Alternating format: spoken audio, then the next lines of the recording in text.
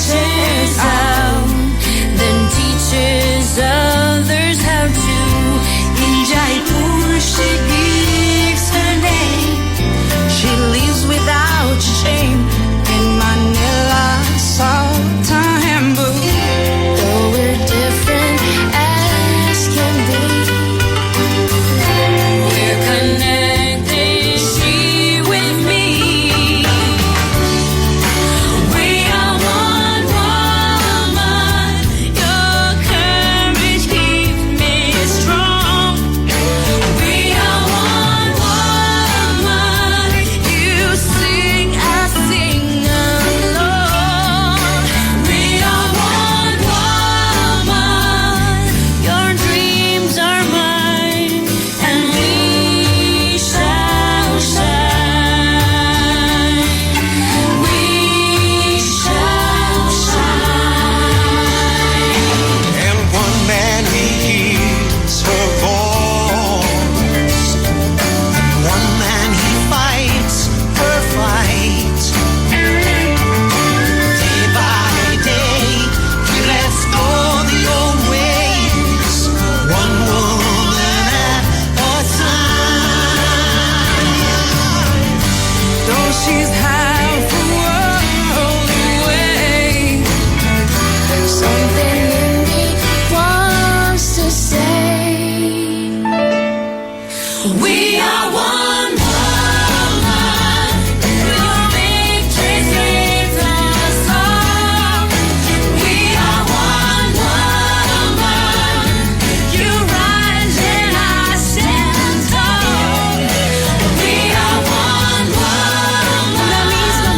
Your world is mine, and we shall shine. Shine, shine, shine. We shall shine. Shine, shine, shine. We shall shine. Shine, shine, The close connection between COVID-19 pandemic and the further rise of all kinds of violence against women and girls. We called it the shadow pandemic. We've also seen two types of response. There's a response for citizens who present with this life-threatening illness, and another response for those who come for help with a life-threatening partner. We've seen all hands on deck for the fight against the pandemic with incredible compassion and selfless service by health workers, ordinary people, governments providing changes overnight, shutting borders, massive fiscal injection, industry breakthroughs, and protection protocols backed by determination. We need a comparable amount of determination and effort to be given to the global fight to end violence against women and girls, so that we can see results and flatten the curve of this destructive shadow.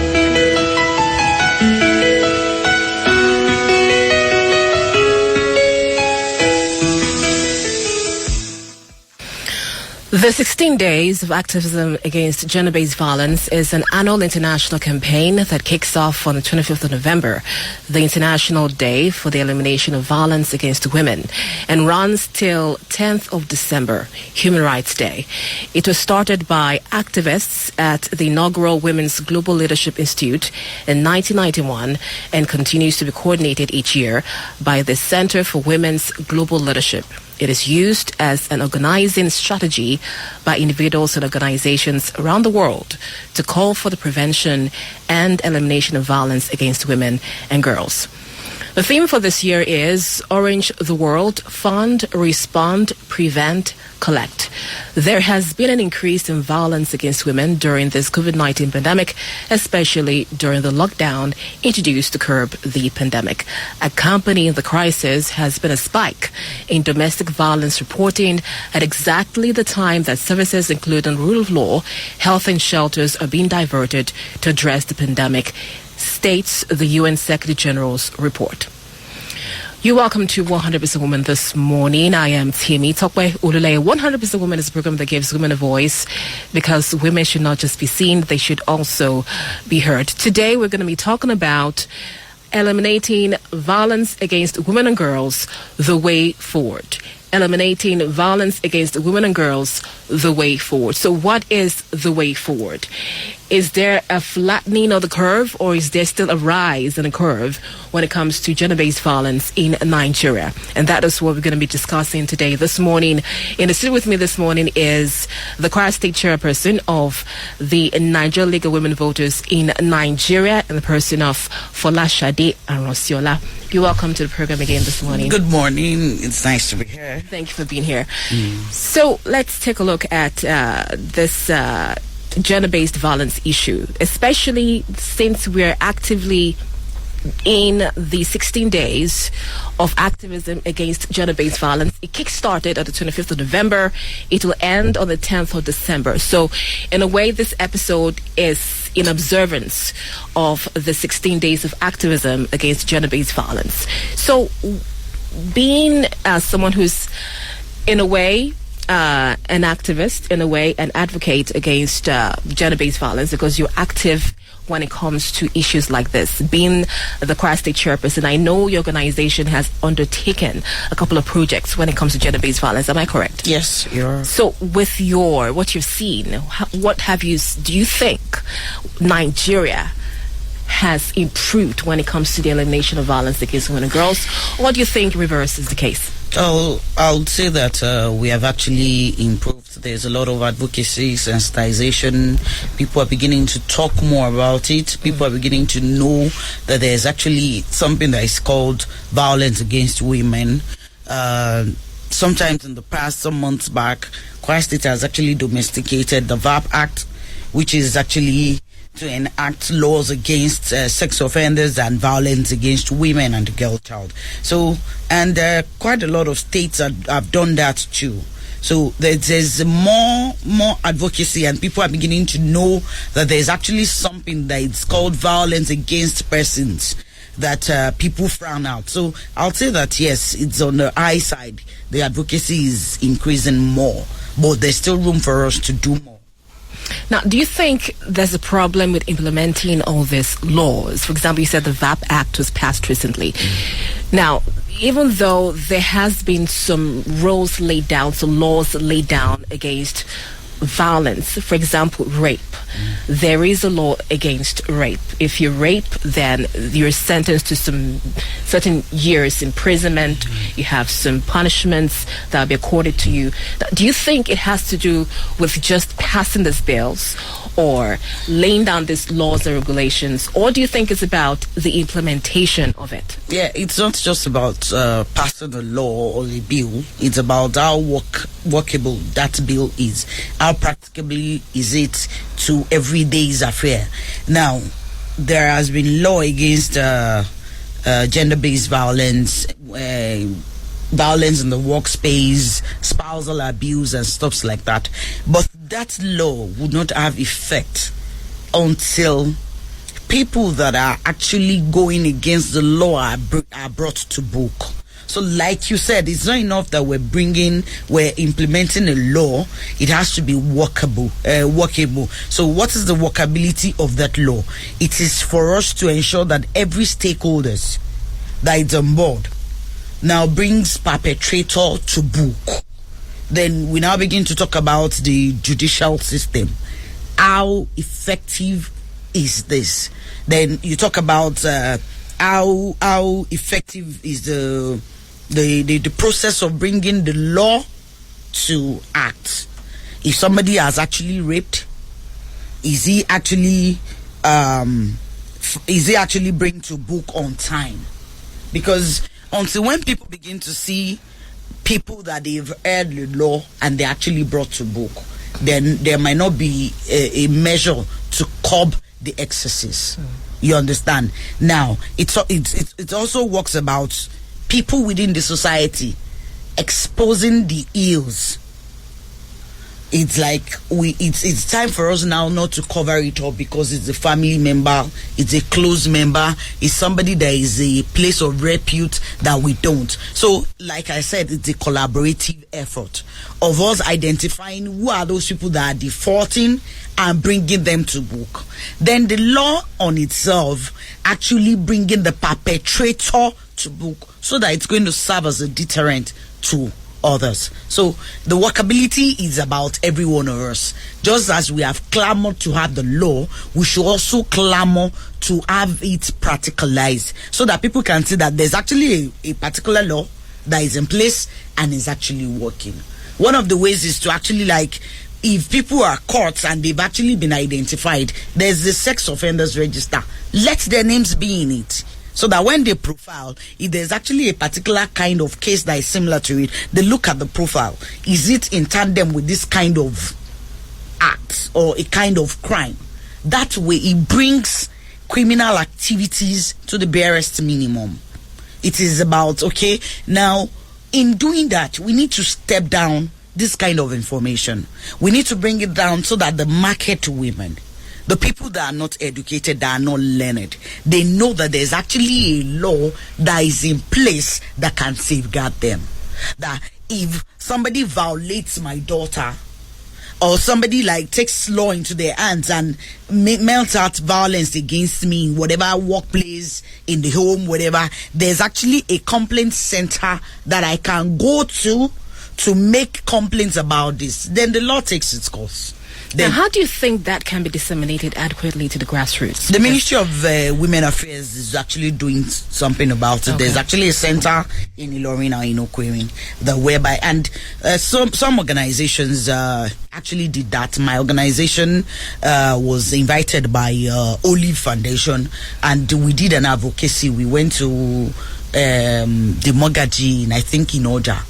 And we did advocacy in the market. And how receptive were they? Because we have to break it down to the language. Yes. What we did was first to go to the head, the ruler of that particular place. We went there, we told them that this is what our advocacy is. Then after that, we took our sensitization into Ojaoba. And we were there, we're telling the women that this is what happens if there's a spousal abuse, if there's an attack or a violence met against your children, or probably in the workplaces. We did that. But I think that more can still be done. There's still room for more. Because until when there is a barest minimum of violence against women, we would not have said that we have actually won in the battle. Now, the culture of silence, which it's something that we still have to contend with. Being silent when issues like this happen, like issues maybe like spousal abuse, domestic violence, rape. Keeping silent, hush, keep quiet, don't tell anybody, so that you won't be disgraced or you won't be made fun of if they hear that you were raped. Now, that is still in existence. For example, I just want us to listen quickly to this lady's story, though she's not Nigerian, but she talked about how she used to witness her father beat up her mother in public spaces. And usually what they would say is it's a family issue. They should just try and sort it out. This is what she had to say. Witnessing my father abusing my mom in the home and in the public places. No one did anything to like intervene or anything. In Thailand, domestic violence is a crime. But in our culture, when domestic violence happen, people will believe that it's like family issue, family matter, so the outsider should not get involved.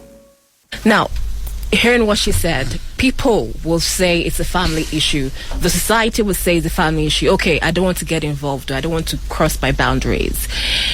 Do you think that still actively pertains here in Nigeria? Family issue. even I've heard of cases where they take situations to the police authorities, to the law enforcement, and they say it's a family issue. Let's just, maybe we can sort it out amicably, maybe with the begging from the side of the perpetrators, their family members, and they say it's a family issue, let's just sort it out. Do you think that is still very actively the case here in Nigeria? Yes, it is. But I think the more and more advocacy has to come about breaking the ceilings, breaking the glasses of silence, because the power of silence is actually entrenched. People talk about their status, they talk about not shaking the status quos, they talk about not shaking the tables, most especially when it has to do like a father to a daughter kind of rape abuse. The mother is a consenting adult that keeps quiet because she wants to keep the sanctity of a marriage that is no longer existing. Now, let's take a look at that for just a few minutes. It's a very, very dicey situation. Very sensitive situation. First of all, the woman is in shock. Can't believe that her husband would do that to their own daughter. In that kind of situation, would you say that there should be still the full weight of the law? Is the crime has taken place anyways? If a man could descend to that level of abusing his own blood, then sincerely speaking, he needs to face the course of the law. Mental evaluation needs to take place, and the mother too needs to be evaluated, because the cardinal duty of the parent is to protect. If that duty is not being met, and it is actually now the mother knows, but because of the fact that what will the society say about this, what about my marriage, she's actually an accessory to the fact of a crime, then they needs to be punished, because now psychologically that girl can no longer be balanced. Emotionally, she's damaged for life. She sees every average man as a predator that wants to take advantage of her, and he needs counseling upon counseling, guidance, mentorship for that kind of psyche to be redirected. So in such a situation, number one, it is not about I'm protecting the identity of, break that ceiling. Because when you look at it, this is actually the bedrock of a dysfunctional marriage. Because the woman will be thinking, okay, does it mean I'm going to now divorce this man? Does it mean our home will not be broken? It's Can I ask you a question? What is saving in a man that does not see anything bad in him having a carnal knowledge with the child that he gave birth to? That marriage is beyond redemption for me, because one of the things is that and when you look at those stories, they begin to abuse them from a tender age, some 10, some 12, and it goes on and on and on. And that kind of it takes the grace of God for that kind of victim to come out a whole person, because they've been damaged. Their self-esteem is affected. They see something wrong with themselves. They believe that they are the victim here, and not they believe that there's something must have been wrong with them for that kind of thing to happen. So in that kind of it goes beyond the fact that you keep it within the family. You need to get experts to do a clinical examination. Then such men should be brought to book. Even the woman that is an accessory to that fact of a crime needs to be punished. That girl needs to see that there's actually a way that things should be done or can be done differently. Now, that is a scenario. You see a scenario of a religious leader beginning to abuse church members, Asalatu members and things like that. And people will let's keep quiet about it. What will people say? We're more impressed. We're more particular about what people say about us, and in the process, we cover up sins. We cover up crimes that needs to be exposed. Because if places that people are going to get deliverance, sanctity, to get peace of mind that they believe that they can be coming, and that becomes an avenue whereby they are abused. And we are still covering it up because we want to maintain a name, quote and unquote. Then something is wrong with our system. And if you look at the case of Busola Dakolo and the Koza thing, a lot of people were like, can he do it? Is it? But there's been a particular pattern over time. It has happened before. There's an occurrence. There were accumulations of so many crimes, but because they want to protect the body of one thing they covered it up. I can bet you that it will occur again, because that particular perpetrator has not been exposed, and because he's still under the cover, he would like do it again and again until they're exposed and they are dealt with by the hands of the law. This would not stop. And we need to begin to like break the ceiling, like I'm saying, because if we don't do it, then the society becomes a place that is difficult and unsafe for people to live. That means that you're strengthening the arm of a criminal. And until we're saying that no, this is unfit, this is not right, if you have done this should be the result of your actions, then we might not have much success in this campaign against violence, against gender-based violence. All right, have to go for a commercial break. We'll be right back after this. Please do stay tuned.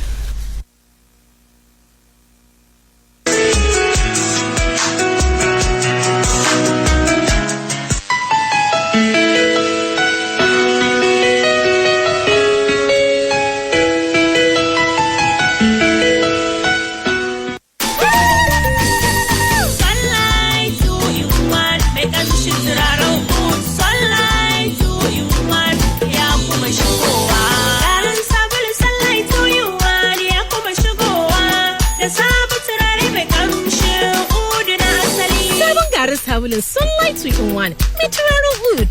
Sabon shiga ne daga ire-iren garin sabulai da Sunlight ke kisarwa. Yana zuwa a fakiti mai ban sha'awa kuma yana tattare da ingantaccen turaren oud na asali.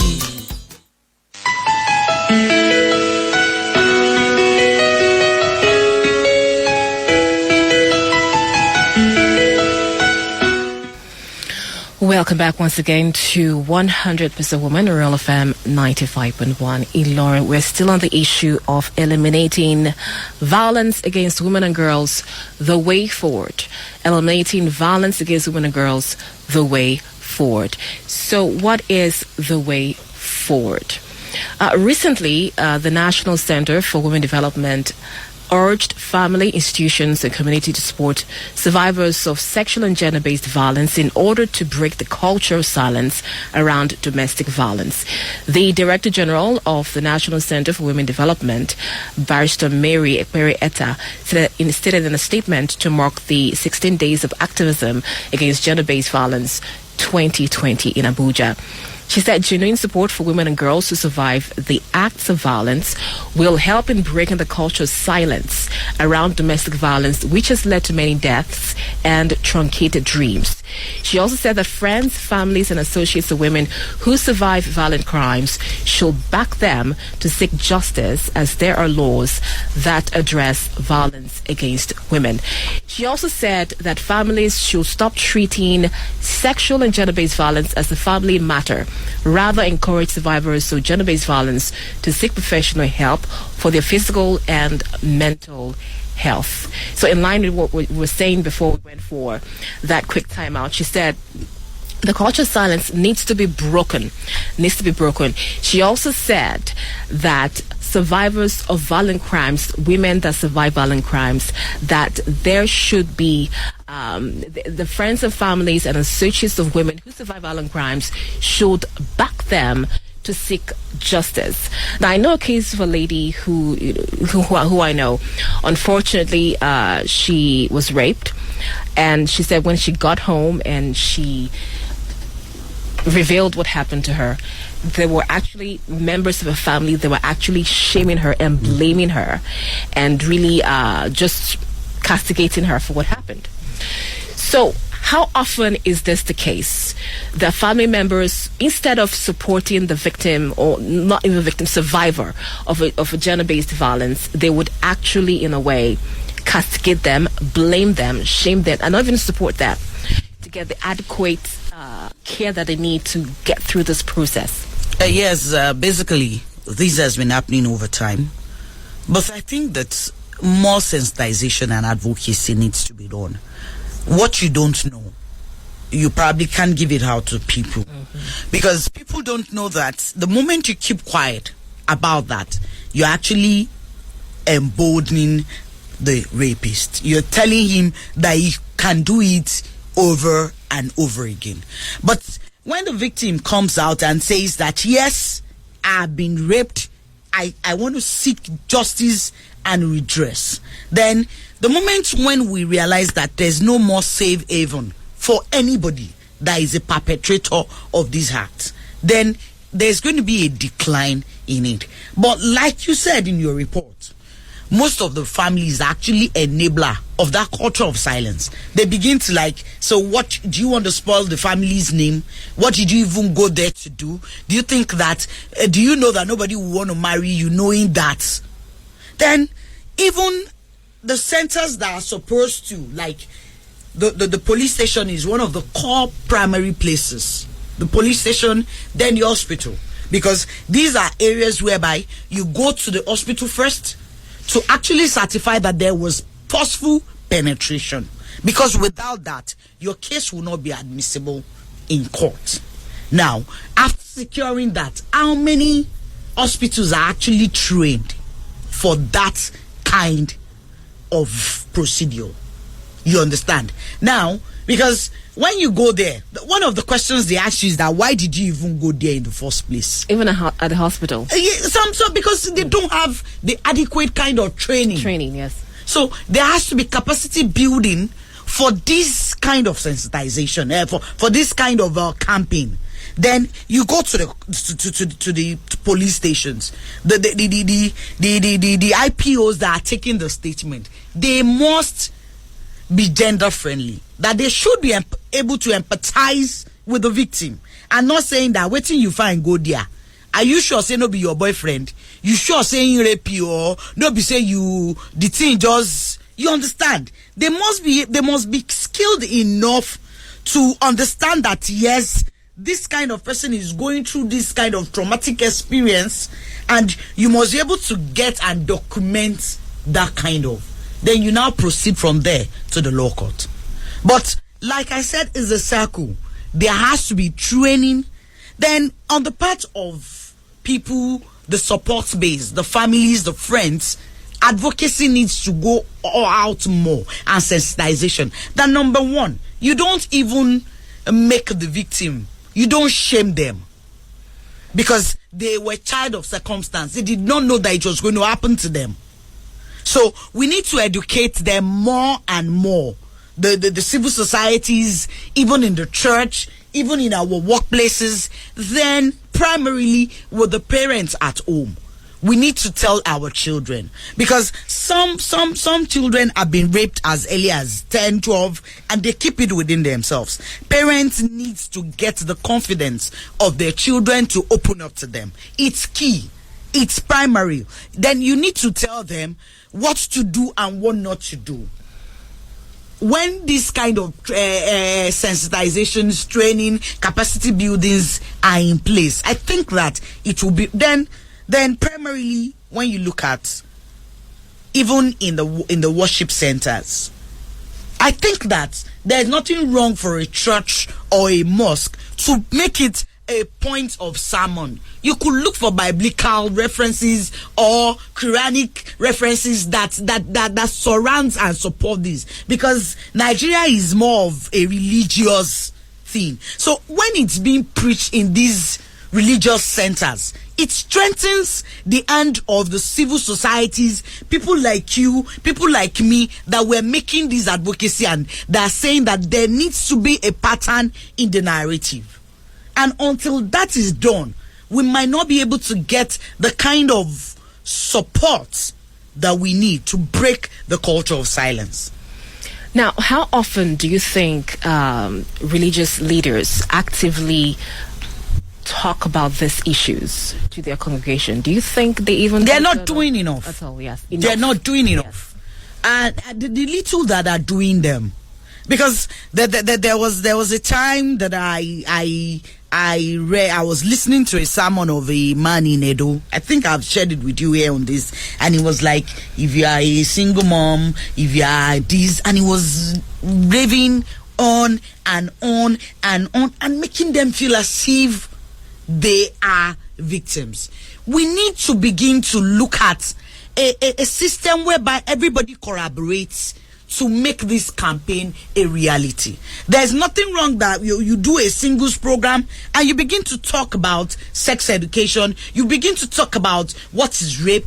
If you are a victim, what do you do? There's nothing wrong in you bringing experts to come talk to people. By talking to them, you're preparing their mind that perhaps if this happens, I don't need to be ashamed. I don't need to keep quiet about it. I need to talk so that psychologically, emotionally, you will be liberated. I believe that we should encourage them, because now it is no longer the duty of a particular group, the CSOs. It has to be a joint effort. No, usually it seems like the bulk of the responsibility is put on CSOs, non-government organizations, to do all this sensitization advocacy. And they do say that charity begins at home. It starts from the family there. So what are your thoughts about that? It should be a responsibility that's spread abroad. That is what I'm saying now. Not just be the responsibility of government or the civil society organizations. Yes. Now, the civil societies are actually breaking the ceilings. They are breaking the glasses. They're taking advocacy down to the traditional rulers. They're taking it to the grassroots. They're taking it to the churches. They're taking it to the marketplaces. Now, I would want a situation whereby, as they are taking this advocacy and sensitization down to them, the market women, there's nothing that is wrong with the Yaloja actually taking women and saying that if this happens, what next? The traditional rulers is actually calling people, is chiefs in each neighborhood, and saying, if this happens, what next? Because we need to be our brothers' keepers in this kind of advocacy. We can no longer keep quiet, so that in our society, a predator is actually taking advantage of our culture of silence, because they know that people would not talk. They would do it. I actually have heard a case of a perpetrator, rapist, who had repeatedly raped a serial rapist. He got arrested again for raping for the 5th time, and the other times he got away with it. And people were wondering, how come he got away with all this rape? Because the judicial system is actually weak or faulty, or perhaps the kind of evidences, like I said, for you to establish a rape case. Number one, you must actually establish forceful penetration. That can only happen with a medical report. No matter how strong your argument is, if you don't have this, then it becomes watery. Then from there, you go lodge a complaint at the police station. You understand? Then it proceeds further. But if we don't have this, if an hearsay is saying, I saw them, what is the evidence? So probably not being able to establish a concrete evidence against him. So these are one of the things that civil societies need to partner with traditional rulers, religious bodies, the schools. We take advocacy down to the schools. We take it to the market women. We take it to artisans, organizations, their groups, to know that this is a collaborative effort to break that culture of silence. Well said. We have to go for a commercial break. We'll be right back after this. Please do stay tuned. My people, me could have come see Yafu from MTN. If you buy MTN SIM today, come join the MTN Yafu package. Once you register and activate your SIM, MTN go serve you Ogbonge Wakis. For starter, MTN go give you free 500 naira airtime. One off will be bonus for 100 naira when you take buy SIM. After that, for the next 6 months, you go begin enjoy 700% awoof credit bonus anytime when you recharge with 100 naira and above. You can't finish up. Now double you go get anytime when you buy data for 4 months. So Kia, go buy MTN SIM today. Register and activate app. Make yourself begin enjoy MTN Yafu keys. MTN, everywhere you go.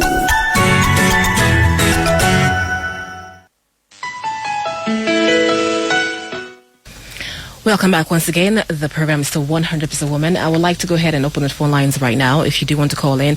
What do you think is the way forward towards eliminating violence against women and girls in Nigeria? What is the way forward towards eliminating violence against women and girls in Nigeria? The number to call is 0810-8501-371, 0810-8501-371. Now, you were talking about that when it comes to being able to prove rape cases, there needs to be like proper investigation. There needs to be proper medical analysis. Now, recently, the Association of Resident Doctors, they held their 37th annual meeting, and the president of the association, Dr. Olosunde Julius, noted that the semen body fluid identification remains a critical aspect of the forensic investigation of alleged sexual assaults. He called on government to provide forensic science equipment for DNA analysis to fast-track sexual violence in order to ensure justice for victims. So this is another, this is a challenge right here, a big challenge right here. Yes, have a call coming in. Sorry. Okay, please go ahead and call 0810-8501-371, 0810-8501-371. Please go ahead. Not many hospitals are actually equipped with the necessary equipment to actually take those kind of medical procedures. So even when you go there to complain, if it is an hospital that is not equipped with that kind of equipment, then it is still back to 0+.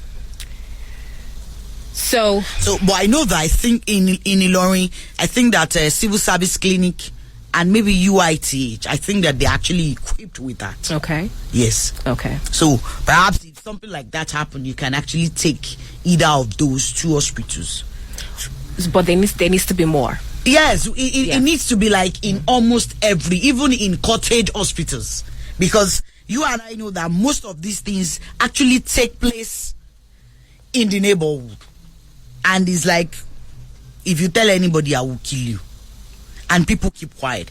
But when they know that if they talk, nobody will kill them, it's because they have not taken the initiative to open up. That is why that threat is still in place. Because when Mr. A, Mr. B, Mr. C, Mr. E knows, and it's even in the police domain, then how do you now carry your threat of I will kill, I will not, and like that? Because when you look at most bullies, what they do is to try and scare you. But the moment you're opening up and you're saying that I'm taking the initiative, I've been violated, I demand justice, and you have followed the due process of it, then I think that when people know that the moment you do this, maybe you are bagging like a life imprisonment, and they've done to a victim, to perpetrator A, B, C, and D, they will stop that. All right, the number to call is 0810-8501-371, 0810-8501-371. What do you think is the way forward towards eliminating violence against women and girls in Nigeria? We hear this a lot. A lot of people do say the way some women dress causes them to be raped, causes them to be violated or exploited. What do you think about that? For me, there are some people that they dress in a very suggestive manner, but it is not an excuse. For me, it is not an excuse for you to carry out the act of rape. What about an Ijabian sister that was raped? Was she exposed? Or even little baby. Or a little girl of 6 months, was she indecently dressed? Mm-hmm. So I think it's about the mindset of somebody that wants to carry out an evil act. Yes, it is because of it. It is one of the preventive ways. Ladies should not also dress in a way that will put them in harm's way. We should dress decently. But when you begin to look at these issues, you look at it and you're like, does this argument, does it hold water? Most times. Because when you've seen cases of a 12-year-old, a 6-year-old, a 4-month-old baby, and like that, Ijabian sisters that were raped, a grandmother that was raped, and like that. So when you look at it, that kind of argument most of the time do not hold water. Most especially with what we're saying. But okay, for the purpose of like, okay, a preventive method, let ladies dress decently so that they would not fall prey to rapists. But when you look at it, it doesn't hold water most of the time. Because you see people, they travel out to advanced climb, and you see the way people dress in summer. In Nigeria, I would not say because of the fact that a lady is actually in bikini. You take them. So it's about a mindset of a mind that has actually determined to carry out a devilish act. Because you could look this other side. But because the motive is already there, you want to do it, whichever way it is. So they find excuses of indecent exposure and things like that. But when you look at it, the Hijabian sister that was raped, a grandmother, a 6-month-old child, a 10-year-old child, are these also victims, or are these stories of indecent exposure in terms of dressing? It's about the mindset of somebody that actually wants to carry out a devilish act, which other way. Now, to wrap everything up, what do you think will be key towards eliminating violence against women? Just one thing that you think is very, very key. Then it needs, steps need to be really taken up on. For me, if we're to fight violence against women, you understand, then every girl, child, and woman must first be safe in their own homes. If a girl is not safe in her home, then how do you begin to talk about the neighborhood? We must ensure that there is safety in the house. The mother must make all efforts to safeguard the girl child. You understand? And when you safeguard the girl child, when she knows the basic thing to do, when she goes to school, she's better prepared. She knows that these are things that I need to. I don't have to go to parties in the night. I don't have to be in the company of people that I'm not comfortable with. Although there are friends that take advantage of each other. But and even if this happens, then I need to speak out so that act is not covered and the perpetrator is brought to book. All right. Well, thank you very much for Lashade Arosila. She is the Kwara State chairperson of the Nigeria League of Women Voters. The Nigerian League of Women Voters. And we're talking about the elimination of violence against women and girls, the way forward. Elimination of violence against women and girls, the way forward. And I'm sure we have really gotten one thing or two on how this can happen. Like you said, it starts from the home. It starts from the home. Thank you very much for Lashade Arosila. I really appreciate you. Well, do join me next week, Tuesday at 11 a.m. for another episode of 100% Woman. I am Temitope Oluleye. Till then, please continue to make sure that our girl and boy children are safe in their homes. Thank you for listening.